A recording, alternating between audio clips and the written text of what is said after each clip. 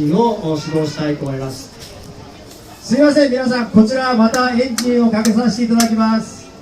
すいません、こちら消音マフラーのエンジンをかけさせていただきます。ご注意ください。消音マフラーのエンジンかけます。すいません、まもなくかかりますよ。係の方お願いします。まもなくかかります。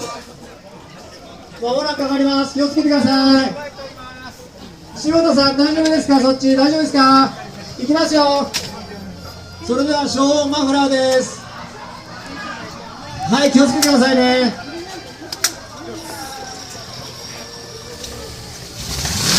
最高。はい、戻ってきます。戻ってきます。消音マフラー戻ってきます。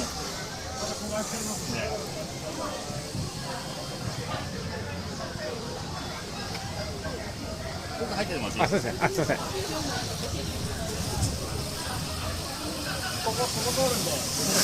はい、戻ってきました。気をつけてください。はい、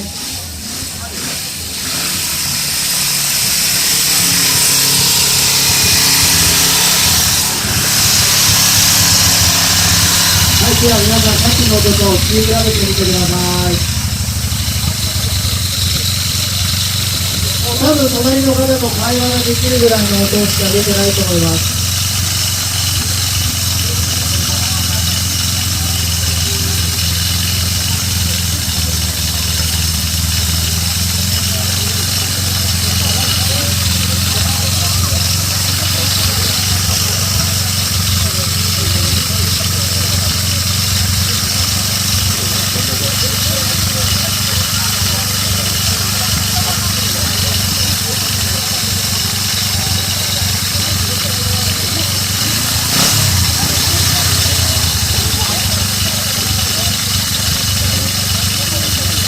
やっぱり消音マフラーはほとんどもうチェーンの音と、あとキャブの音ですね、今聞こえてるのは。ほとんどマフラー側から出てくる音は聞こえてない状態になってます。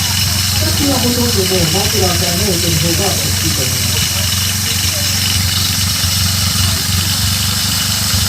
少しやっぱり地上路とかでエンジンかけて、エンジンを吹かしながらエンジン操作するんですけど、やっぱりこの消音マフラーが導入されてから、なかなかみんな落としてますから、今まで通り音で判断しづらいんで、探り探りでみんな整備したり、それでみんなコツをつかんでいるところです。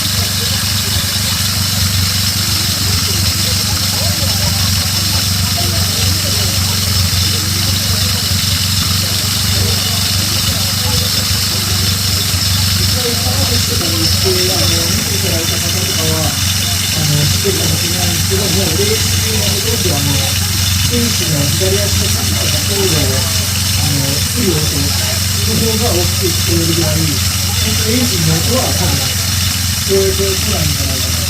自分たちもスタートラインに立ってスタートを待つときに、いろんなご声援を「テレビお前スタート行けよ」とか、そういうご声援をかなり鮮明に聞くことができます。今までのマフラーではそんなのはなかったです。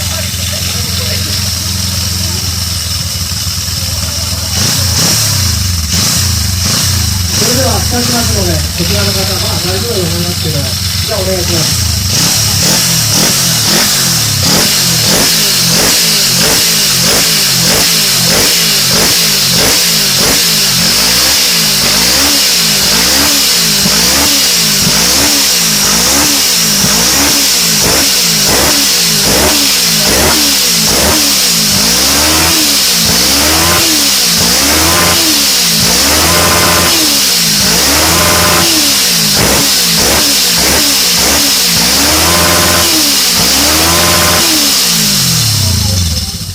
こんな感じになります。消音マフラーというのはこのような感じで、かなり違うのが体験していただけたかなと思いますが、それではマフラーについてご質問、高田さんと古木さんに答えていただけますか。何かマフラーじゃなくてもいいですし、何かご質問があればどうぞ。何でも結構ですけど。はい、どうぞ。赤いボタンって何ですか？赤いボタンはですね、これ私も知ってるんですが、私が答えてもしょうがないんで、この赤いボタンですよね。これキルスイッチです。キルスイッチ。エンジン停止させる。